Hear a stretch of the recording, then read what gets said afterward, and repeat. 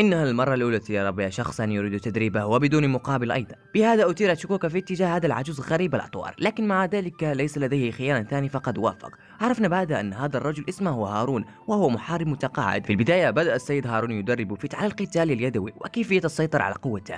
كان صارما جدا خلال التدريب. فيت بدوره تعلم وتقدم بشكل جيد. مع اقتراب المغيب خلصوا التدريب ويأتي اليوم الثاني وتبدأ حصة جديدة. هارون أعطى لفيت تلك العصا، وكان على فيت أن يتصدى للهجوم ويكون حريص كي لا تتحطم. يتقدم هارون ويهاجم فيت بسيفه، وفيت بدوره يقوم بالتصدي للهجوم ببراعة عالية وبحراسة تامة دون أن تتحطم العصا. ينجح فعلا في الاختبار، ولقد تعلم أيضا كيف التحكم في قوته. وفي ذلك المساء قدم السيد هارون مائدة مليئة بالأطعمة الشهية. كانت هذه آخر ليلة إلى فيت وماين داخل هذه القرية.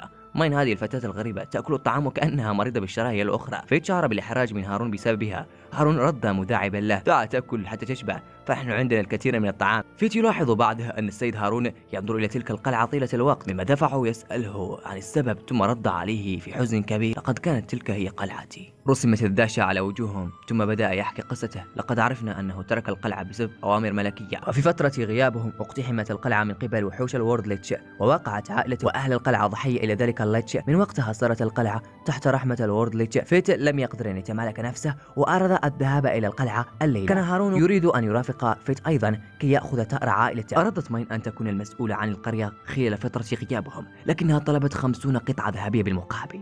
يا لها من فتاة جشعة. وانطلق فيت مع السيد هارون إلى القلعة. فور وصولهم تفاجآن بالوحوش الليتش تحاصرهم من كل الجوانب، لكنهم أطاحوا بهم جميعا. صدموا عندما دلفوا للقصر. لقد وجدوا أن جميع أفراد الأسرة متواجدين داخل القصر بما فيهم الخادم، وكأنهم ينتظرون قدوم السيد هارون. تبدأ زوجته وابنه الترحيب به.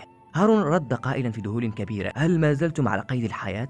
ردوا قائلين في غرابة: يبدو أنك تحتاج لقليل من الراحة. الولد يشوق لسماع كيف قضى والده هارون أيام خارج القلعة، وكيف أتمم ما أوكل إليه الملك من مهام، ويسأله هل أحضر له تذكارا كما وعده من قبل. هارون: نعم يا ولدي، لقد فعلت. وما إن وضع يده في جيبه حتى تفاجأ بالولد يحاول التهجم عليه، وأرجع به خطوات للوراء، وثم أردف قائلا: أرى أنك أصبحت قويا يا بني.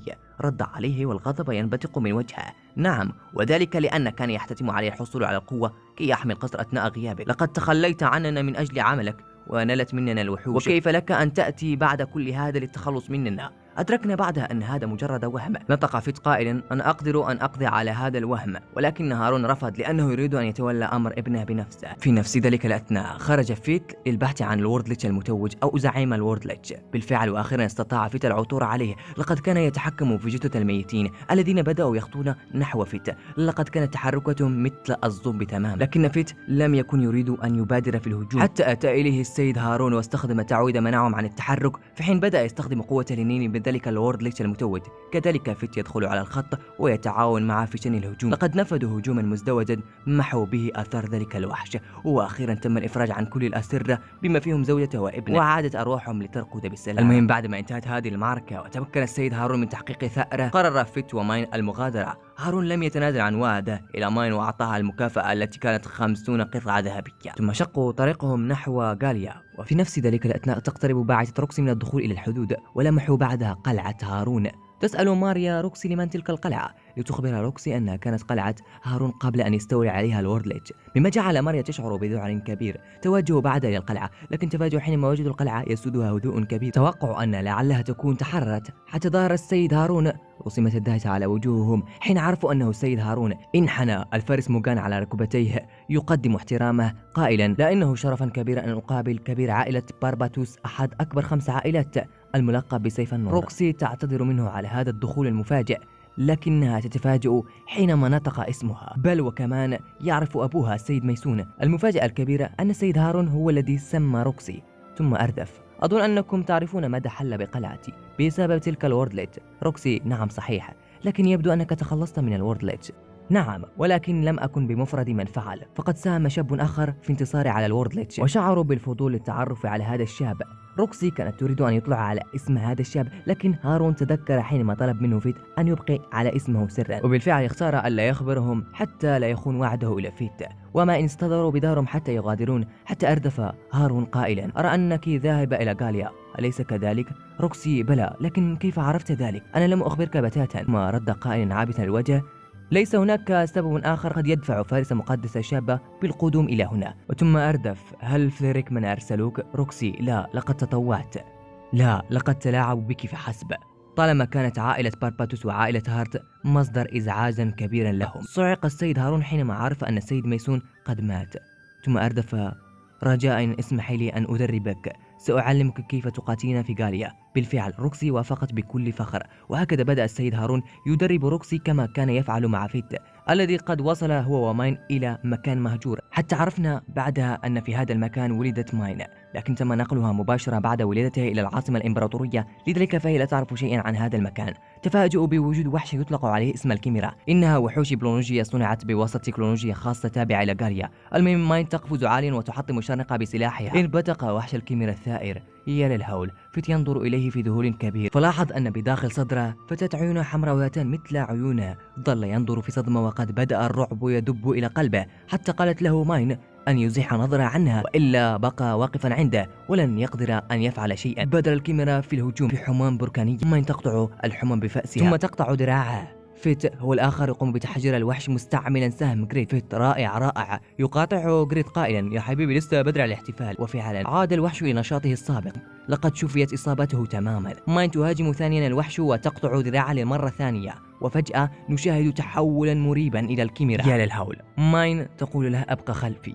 فيت في صدمة، هل تحاول حمايتي ثانيا؟ وهل إذا بقيت هكذا سأقدر أن أحمي السيدة روكسي؟ ينبغي علي أن أتغير. عرفنا أن فيت اقترب من الدخول إلى وضع التدور جوعا، هذا معناه أن الشراهة ستسيطر عليه إذا لم يسيطر عليها. بالفعل لقد تفاعل طور التدور جوعا لدى فيت، بدأ يصارع الألم وبالنهاية ينجح في السيطرة على شرها خاصة. لقد حان الوقت لرد الهجوم. الكاميرا تستعمل ريش السهم لسحقهم التي كانت تنفجر فور لمس الهدف. ماين وفيت يتفاوتون الهجوم. فيت يستخدم قوس جريد ويطلق سهم طائرة تريمغان الدموي وحجر بها الكاميرا. جيد، لقد منح ماين وقتا ونفذت هجومها، لكن لم يكن كافي لقتل الكاميرا الذي تشكل حولها حاجزا أسودا متينا، حتى رمح فيت لم يقع على اختراقه. جريد بيقول له لازم تقرأ تدفق السحر عشان تلقى نقطة الضعف. بالفعل فيت وجد نقطة الضعف واستهدف وحطمها برمحه، بس في نفس ذلك الأثناء الوحش حلق في السماء وحاول الهروب. لقد كان يحاول تضييع الوقت حتى تشفى إصابته، لكن ماين ترمي بفيت في السماء بوسط فأسها. في نفس ذلك الأثناء فيت يفكر كيف سيهاجم. جريد بيقول له صوب نحو مركز القوة السحرية. الكاميرا بعد تحاول حرق نفسها وتأخذ معها فيت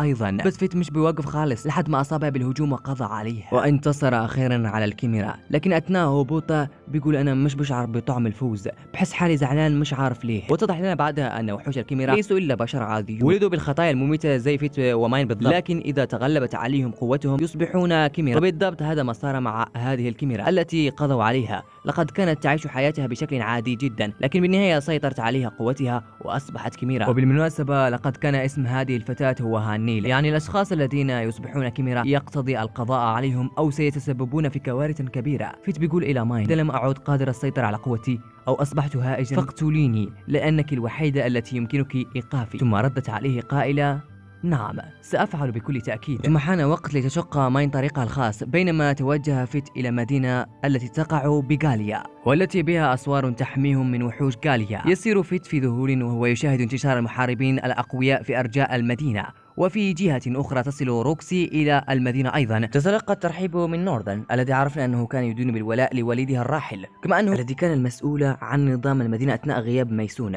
ثم أردف قائلا لقد كنت معه حينما مات ويؤسفني أني لم أقدر على حمايته. روكسي ردت في صدمة ماذا كنت مع والدي حينما مات؟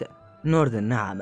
روكسي ردت قائلة مصافحة بيدها هيا دعنا ننسى ما حدث وندافع عن غاليا ضد الوحوش ونحمي الناس. انتقل المشهد عند فيت الذي كان ساخطا عن الغلاء الموجود داخل هذه المدينة. لقد كلفته إيجار غرفة 11 قطعة ذهبية. حينئذ لفت انتباه جويد ذلك الغمد الذي كان معلق داخل ذلك المتجر. حب وقال لفيت أن يشتريه، لكن فيت رد قائلا إنه باهظ الثمن يا صاحبي. رد جويد في سخرية لا تكن بخيلا يا صديقي، فأنت دائما تصطاد الوحوش وتجني أموال كثيرة. وما إن انتهى النقاش بينهم حتى خرج الرجل من داخل المتجر وذهل من رداء فيت. أخذ يقلب كل جهة في الرداء. فيت يسأله كم يساوي ثمن ذلك الغمد ليخبر أنه نموذج للعرض، وقال أنه سيصنع غمدا يتناسب مع سيفه. حينما مسك الرجل بالسيف اندهش وقال إنه سيف مذهل ولم يسبق أن رأى مثله قط. لكن بعد فيت سيصاب بالصدمة حينما أخبره الرجل أن عليه دفع 500 قطعة ذهبية حتى يصنع له غمدا يتناسب مع سيفه. وخرج من المتجر يجري متسائلا لماذا الأسعار غالية جدا داخل هذه المدينة. في نفس ذلك الأثناء اتجه لغالي لصيد الوحوش لكي يجني المال. لقد كانت منطقة غريبة جدا. لقد كاد أن يختنق فيت من الرائحة الكريهة التي تفوح من المكان بسبب الجثث المتعفنة. يقول له سيفا جريد: هكذا قال يا صديقي. ثم يخبره بأن هناك حشدا من الأورك في طريقه إليه، والآن يجب أن يستعد فيت لردع ذلك الحشد من الأورك الذي كان يفوق 50 وحشا يركضون نحوه بسرعة. ولكنه يتفاجأ حينما سبقته مجموعة من المحاربين بادروا بالهجوم قبله. وبينما هو يشاهد في صدمة كيف كان يتسابق المحاربين على صيد الغنائم، صح به سيفا جريد أن يكف عن النظر إليهم ويسرح هو الآخر ويسرق منهم تلك الفرائس. لكن في نفس ذلك الأثناء ظهر حشد آخر من الأورك ينطلق بعدها بسرعة كبيرة، ثم يستخدم درع جريد السحر ذو المستوى الثالث وبادر بالغزو بالوحوش واحدا تلو الآخر حتى أطرح بهم كلهم. وعاد إلى المدينة ودخل إلى النقاب وعلى ظهره كيسا كبيرا مليئا بالغنائم. لقد كان الكل ينظر إليه في دهشة كبيرة من ذلك الكم الهائل من الفرائس. دخل عند الموظفة ووضع على الكيس المليء بالأورك على المنضدة قائلا: أريد المكافأة. هي تنظر وتكاد ألا تصدق، وقالت في ذهول: حسنا، سأعدها وسأدفع لك.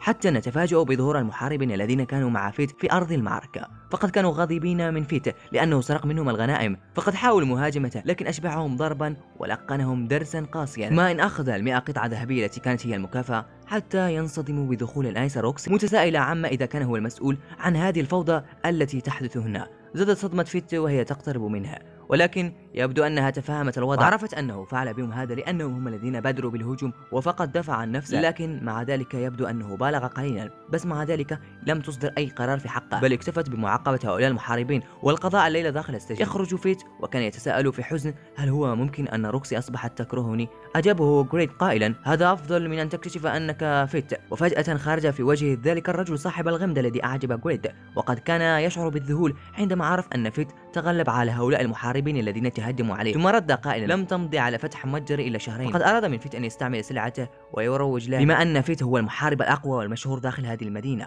فعلا فيت فقد وافق على اقتراح الرجل وثم ارتدى البدلة الجديدة، مع أني شعرت أن الأولى أحلى. المهم في نفس ذلك المساء التقى فيت بسيدة تدعى أريس وقالت له: لقد كنت أنتظرك يا فيت. فيت رد قائلا في صدمة كبيرة: أنت كيف عرفت أنه هو فيت مع أنني أرتدي القناع؟ حتى أخبرته أنها تمتلك الخطايا المميتة هي الأخرى، وتخبر أيضا أنها كانت تراقبه منذ أن كان في العاصمة، بل تعرف أيضا عن أمر سيف جريد وعن الفتاة الكاميرا التي قضى عليها، حيث تقول بأن الكاميرا تأتي من عاصمة غاليا وما زال يوجد بعضا منها، وهذا يعني أنها ستشكل خطرا كبيرا إذا نضجت. فيت تجمد في مكانه من الصدمة وثم أردفت. بالنظر إلى الضعف اللي صار عليه الفرسان المقدسين أشك إن كانوا قادرين القضاء عليهم، فدخلت بعدها في صلب الموضوع: هناك موضوع أهم كنت أنتظرك من أجله. إضافة إلى امتلاك أحد الخطايا المميتة لدي هواية أخرى، أنا حارسة المملكة. فيت في صدمة: حارسة المملكة؟ إيريس أجل، وأنا أضع مصالح المملكة فوق أي كان، وبمعنى آخر أنا أعمل من أجل المستقبل الأفضل.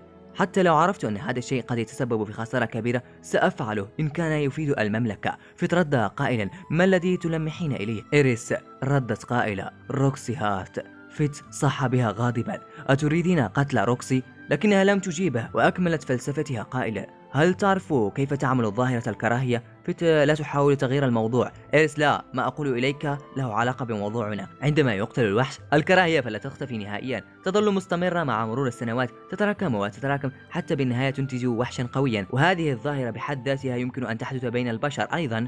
فيت لم يفقه من قولها شيئا، قاطعها: ماذا تقصدين؟ أكملت: القمع والتمييز والفقر الذين سببهم الفرسان المقدسين وكل الكراهية الموجهة إليهم تتراكم داخل الناس. لنضيف إلى ذلك موت روكسي الفارسة الوحيدة المحبوبة لدى الناس، ستنمو موجة كبيرة من الكراهية وستندمج مع بقية الكراهية التي كانت تنمو ببطء، وستولد أناس جدد بقوة جديدة، وسيخرج من بينهم بطل المستقبل للمملكة بمهارة مذهلة. ما رأيك ليست خطة ذكية؟ في صحابها غاضبا: لن أسمح بحدوث ذلك مهما حصل. وغادر وقد اختلطت لديه مشاعر القلق والخوف، لكنه قطع وعدا على نفسه بأنه سيحمي السيدة روكسي مهما كلف الثمن. وفي هذا الأثناء الحارس نوردن يخبر روكسي أنهم فقدوا الاتصال بقوته التي كانت متجهة من الوادي الأعظم الذي يقع في غاليا. تحرك روكسي وجنودها للبحث عنهم. فنعود عند فيت الذي أخبره الرجل الذي سيصنع له الغمد بأنهم سيحتاجون إلى البلورة السحرية حتى يصنعون الغمد المثالي إلى سيفه، بس للأسف واجهت صعوبة كبيرة في الحصول عليها مؤخرا. فيت: طيب متى راح تكون متوفرة؟ الرجل: والله صراحة ما عنديش أي فكرة، لأن الجيش الملكي هو المسؤول عن البلورة السحرية. فيت: طب في أي مكان أقدر ألاقيها؟ رد قائلا: يمكن أن تجد بعضا منها في غاليا، ثم يعطيها الخريطة التي ستساعدها في العثور عليها. بالفعل لقد استطاع أن يحدد مكانها بوسط تلك الخريطة. المكان المشار إليه كان يقع في الوادي الأعظم، وفي هذه الأثناء لقد وصل فيت إلى غاليا مباشرة، يتلقى هجوم من وحوش الأورك ويستخدم درعه ويبدأ القضاء عليهم. وفي ناحية أخرى تكون روكسي وجنودها في غاليا يحاولون إيجاد طريق الوادي الأعظم بواسطة البوصلة، لكنهم لاحظوا أنها لا تعمل هنا، وحتى النجوم والقمر الذي كانوا سيستعينون بهم للعثور على الطريق تغطيهم الغيوم. للأسف مش عندهم حل آخر غير تتبع آثار الأورك لتوصلهم إلى الوادي الأعظم. وبس يا أخوان، لهنا وصلنا لنهاية هذا المقطع. سنكمل القصة بإذن الله، انتظروا الجزء الثالث، وإلى اللقاء. ألقاكم في مقطع جديد.